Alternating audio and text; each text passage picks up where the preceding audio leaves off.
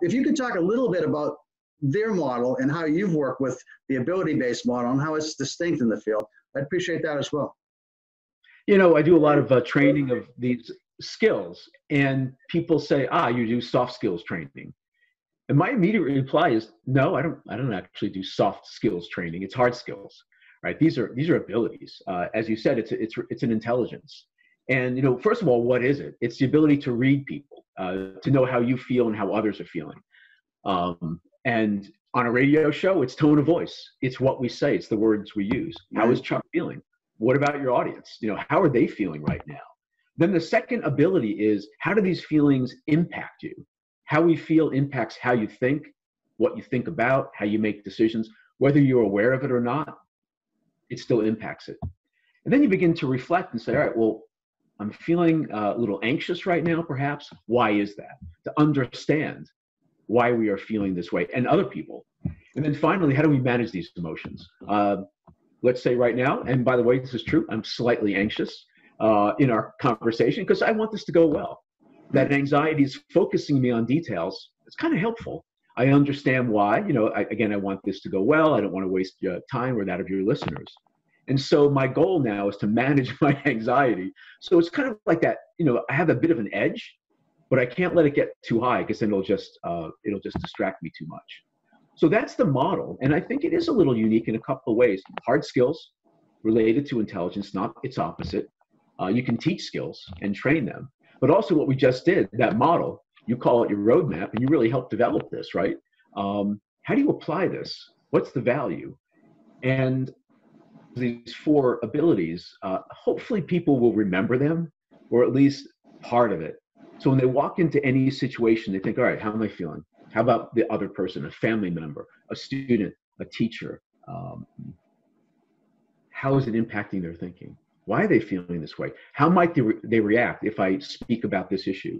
And how would I manage my emotions and that other person's emotions to achieve our goal?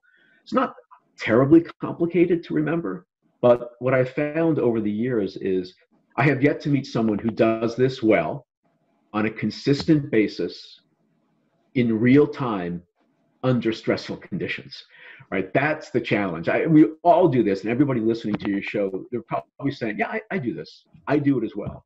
But think about those 4 criteria, you know, do it really well on a consistent basis in real time under highly stressful conditions. So that's the model, and I think that's why it's interesting and really super helpful.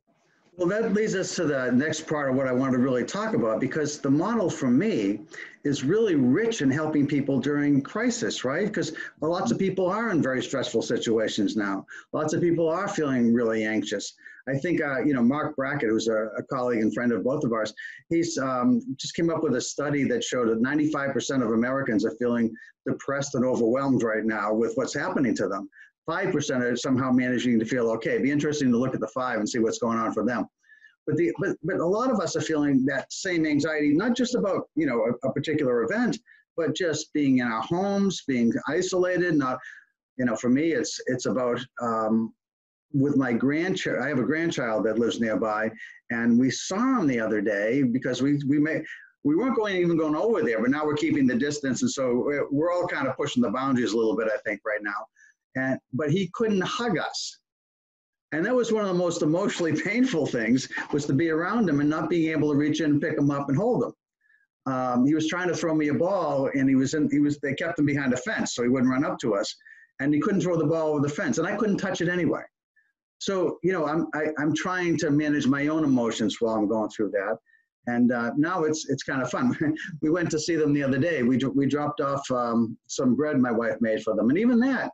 Can you give somebody something that you've touched and handled and bring into their house? But we saw him at the door. But he's used to seeing us in his smartphone, in my daughter's smartphone. So we were on a smartphone call with 3 daughters and ourselves, and also we were at the door. Now he's looking at the smartphone and he's looking at us in the door. And it was so funny because we're waving to him and he's looking at us, and then he looks at the phone and waves back. It was sort of like a magical moment for him, because here we were in the phone and we're at the door at the same time. So we're trying to manage, all of us, I think, are struggling with how do we manage our relationships at home. I did a show about dealing with the coronavirus the other day. And I put a picture of Barbara and I, my wife and I, up on the public radio exchange where I posted the show. And it allows me to put a caption. I said, "Together now more than ever before," because we're together so much right now that I was struck by a meme I saw on I think on social media someplace. And it was a man looking very stern-faced sitting beside his wife who was extremely tense looking. And she said to him, "Will you stop blinking so loudly?" And I think that's sort of the level people are at. And you know, as much as I'd like to think I've learned a lot, having worked with you and done this work over all these years, I still make mistakes around this stuff, especially just like you said, when you're under stress and you want to do it consistently. I mean, I'm good most of the time with this, but every once in a while, you know, it's getting to me too. And I act out in an inappropriate way and then hopefully recover as quick as I can. But it's hard for people. So I said I'd ask you, you know, just any thoughts you're having about your own personal reactions to what's going on, but any thoughts about how what we know about the science of emotional intelligence might be helpful to folks. Yeah, you know, so the model is really super helpful, which is, first of all, how am I feeling? And ask yourself that. I've, for the last 4 or 5 years, have been taking the "how are you" question very seriously. You know, when I was in the office and not social distancing, people would walk by in the hallway, they say, "Hey, how are you?" And I would stop. And I'd look at them and I'd actually begin to answer. And it's actually incredibly uncomfortable for people, you know, because it's usually not a question. So I would start there. I would start with, you know, recognizing, well, right now I am a little anxious or depressed. Or I find this actually even more interesting, which is a lot of people I still talk to and I ask how they are in a way that invites a real answer. And for many people, many of my colleagues, I'm doing well. Which I find interesting, and what's their worldview. So I think you have to allow that. You have to allow people to express, yeah, I'm sad, I'm depressed, I'm not sleeping at night, I'm worried about my health, that of my children, that of the planet, and things like that. But because you don't want them to suppress that feeling. You remember the demonstrations we would do, right? So emotional suppression, like, "Hey, I'm not anxious, I'm not angry," that really doesn't work. It suppresses your display, but it wears away at you, and it's corrosive. Doesn't work. So what does work? One of the best strategies, you've just talked about it, are the relationships we have. Unfortunately, you know, they now have to be moved to a virtual platform. Not being able to hug your grandchild, you know, that's really difficult. Right. But it sounds like you've also been really successful at maintaining relationships, albeit virtually. So I would focus on that, relationships, whether it's email or FaceTime, you know, virtual meetings. I think you said in our conversation the other day that you have virtual meetings with your children and grandchildren. Right? I think that's fabulous. It's not the same as being in person. Although recently with different holidays, many people told me that their recent holidays, religious holidays where family usually gets together, were the best ever. And I asked, well, why is that? So, well, we got to see everybody virtually, but I didn't have to clean my house. I didn't have to cook, didn't have to do all that shopping for 20 people. And thankfully, I didn't have to clean up for 5 hours later. So I would say focus on relationships. That's the key. Diet, exercise, all the classic stuff is really important, but that takes time. So the classic strategies are things like self-talk. What do you say to yourself? Classic relaxation techniques, you know, that one deep breath. A lot of times it sounds pretty goofy to some people, but it's not. I mean, it's really powerful. Just if you want to reduce that anxiety, it's that one deep breath and hold it. You don't have to be into yoga or meditation or, you know, just that one physiological technique works really, really well. And then with other people, one of the most powerful strategies is validating them.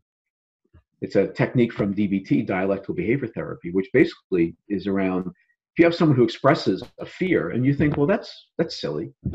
It's not to them. It's not, it's their reality. And it's so invalidating to say things like, hey, you shouldn't feel that way.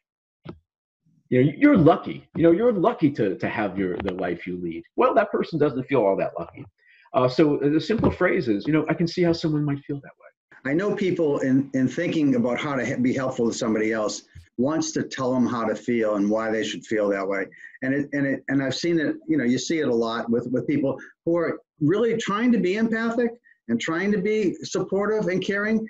And yet it sort of almost has a counter effect where it just, yeah, well, I of course I know I want to feel that way, but I don't.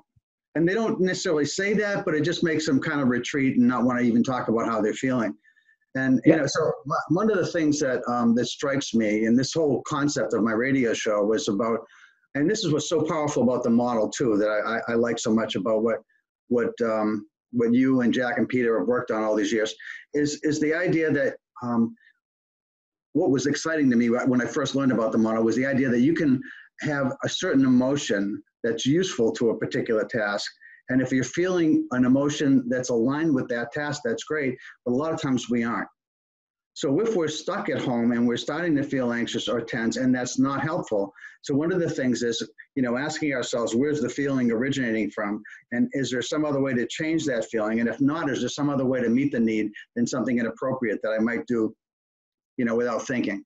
The idea of planning emotionally how I want to feel is a really powerful part of this model that I've really used to full advantage. And this idea of the emotion roadmap, when you first asked me, how do I help people with these concepts, I began to think about those series of questions. And I thought, well, if what I'm feeling, and this is true about a lot of smart people, when you're stuck and you're really unable to problem solve, and yet you're a really good critical thinker, it's almost, in my experience, almost always something emotional that's going on, either inside you or with somebody else that you have to deal with, one or more people. And if you can ask yourself what would be ideal to feel, as soon as people start to think like that, and they come up with something that's more ideal to feel, I find people's brains race to figure that out. How do I get there? How do I feel that? The idea of trying to be helpful to people. You talked about tone of voice. I'm trying to get people on this show to call in with problems they're having in their lives that are pretty risky to share on the air. I mean, what would make somebody feel like they could call somebody they've never met before and assume they're going to get some help and put what's really worrying them, maybe for weeks or months or even years sometimes, on a radio show? So I've got to somehow, through tone of voice, generate enough trust in somebody to feel like this is worth it.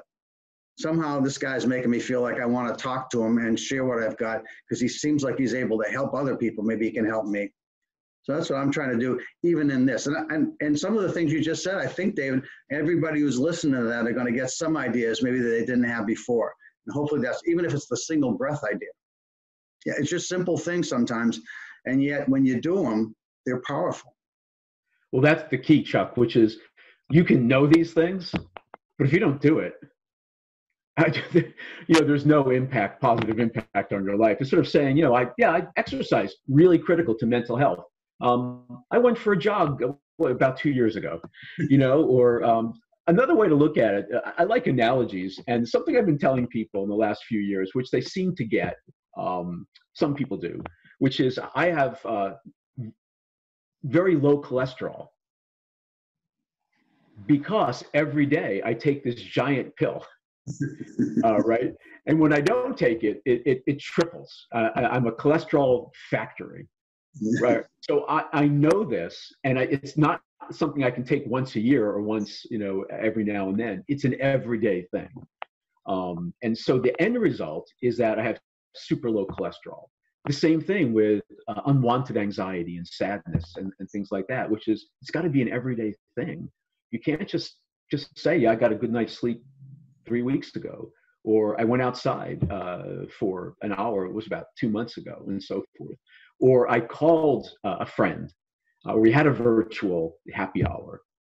When was that? It's got to be, if not an everyday practice, it's got to be frequent. So otherwise, it's just not going to work. And I think that's the key. So people shouldn't use this to beat themselves up like, oh gosh, I'm not doing any of those things. Instead, it's find one thing. That's all. Find one thing and try it. And then when you don't, as you mentioned, no one does this well all the time. I don't. I certainly don't. And that's where a good and honest and heartfelt apology comes in. which is, I'm really sorry. I messed that up. I'm really sorry. I tried, but I failed, and I am really sorry. Just don't apologize if you don't mean it. That's the key, as we all know. So find something that you can do, and don't beat yourself up. Don't add this to your to-do list to increase your anxiety. Use it to decrease it, and give yourself a break. It's actually one of the best strategies too is cognitive reappraisal. This is working with others, and what I thought in the last few years again is that I think most of us act like a jerk at times. We say things we regret. We do things that we're not proud of, but very few of us are jerks. Right? And I think I like that distinction, which is but when I say something badly or hurt someone's feelings, it's because I'm probably under other kinds of stress that I'm unaware of, and it leaks out. It's not that I don't think I'm a quote unquote bad person, nor do I think there are a lot of quote unquote bad people out there. But we're under stress and we say things and do things we don't mean. So the reappraisal is, don't say that person is a jerk. Switch it around and say, gee, I wonder what's going on in his life. Like what's actually happening in his life or her life on a daily basis? No idea. Is it possible that individual is under stress or is having a tough day? And I think that really kind of like really decreases our own irritation, annoyance at others and things like that. So basically it's a way of just cut people a break, give them some slack and have some patience with me and with the world around us.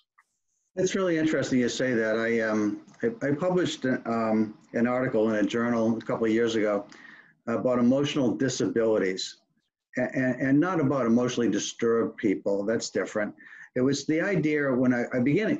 You remember when learning disabilities were an unknown? I mean, we're both old enough, I think, to, it used to be that if somebody didn't read as a young kid, they just weren't smart and they got put into the bluebird section or something.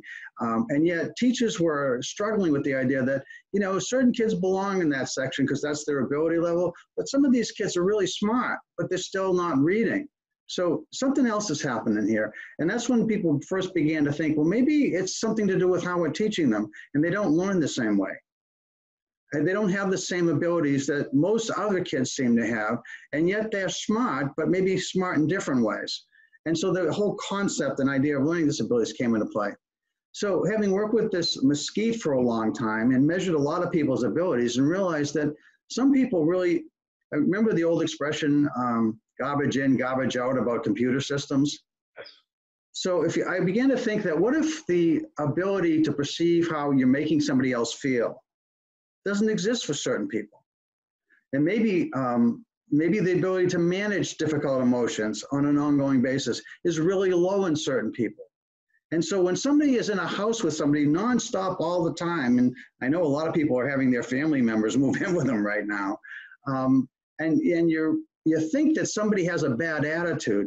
Sometimes the article was about was maybe it's a bad attitude, but it's also the possibility that maybe it's an ability. They really can't do this well.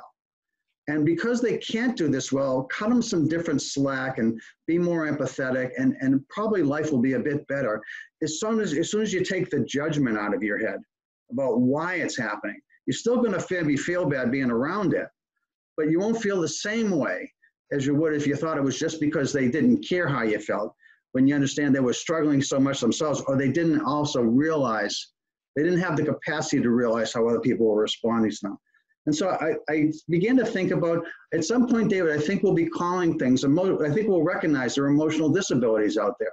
And only through this model, I think, can we learn more about that, or models maybe that build on this at a later time.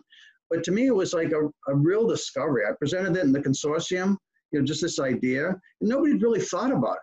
But it was like, hey, that makes some sense. And maybe because we often will be judgmental about somebody else and how they're behaving towards us without thinking about, I wonder if that's purposeful or not. And if it's not purposeful, it's a game changer in terms of how I see it. So that's another thing to consider. The people in the house with you may not have the same abilities as you have. So when you see them not managing well, you might want to be more forgiving and not assume that it's just because they have bad attitudes. It's just another thought I had about this. Yeah, I think it's a good thought. I mean, along those lines is also, are you expressing how you're feeling? Or do you expect people around you to be a mind reader, right? Which I see happen a lot. So maybe that other person is struggling to perceive how you feel. On the other hand, are we doing a really good job expressing our own feelings? Or, it goes back to the how are you question. If someone says, how you doing? Say, good, fine. Right? Like, what does that mean? Instead, you can actually be a little disarming and simply say, today, I don't know. I mean, I'm really, really anxious, or very worried, uh, and so forth. So yeah, I think it's a great analogy, which is maybe they're not picking up on it, but what's our role, right? Are we expressing it? I know I don't always do that, and I think whether as partners or parents and things, we also sometimes intentionally don't share how we're feeling with others. Right. Because, right? We don't want them to worry about us. We're supposed to take care of others. Caretakers, parents, and managers, and leaders, and supervisors, and teachers. We do what we do to take care of others. So I don't want them to worry about me. On the other hand, if I was a little impatient with you this morning, because I do have my worries and concerns. So I would also think about that. One of the things that I encourage people to do on this other show that I had was to listen really deeply at levels that you might not under normal circumstances. And I just read someplace, one great question is when somebody's starting to talk to you is instead of asking we have a tendency often to want to solve everybody's problems, and it gets problematic when people don't like the answer we have for how to solve the problem. But anyway, one of the things that I found was if you instead of wanting to say anything other than to listen, just asking people, tell me more, and tell me more until you're really finished, and really just hear them out and have no other agenda. Kind of push away whatever thoughts you're having about what you need to do next. And oftentimes in conversations at home, I'll be busy with lots of things, and so I'll start to listen to a story, but I get a bit anxious about wanting to move on from the story. And now I'm saying, you know what? I got more time. Now, not everybody does, by the way. I mean, some people are really struggling around the time issue, but I have time, and so I'm trying harder to make sure that I really fully listen. And again, it's just to my wife right now, or on the phone when one of my kids calls.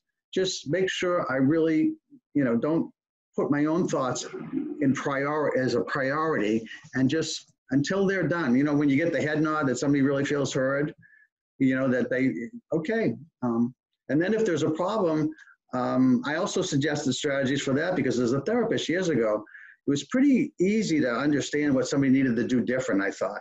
And usually I was pretty good at this. So I would have the right answers for them, but I found that if you gave the right answer too early, it chased them away.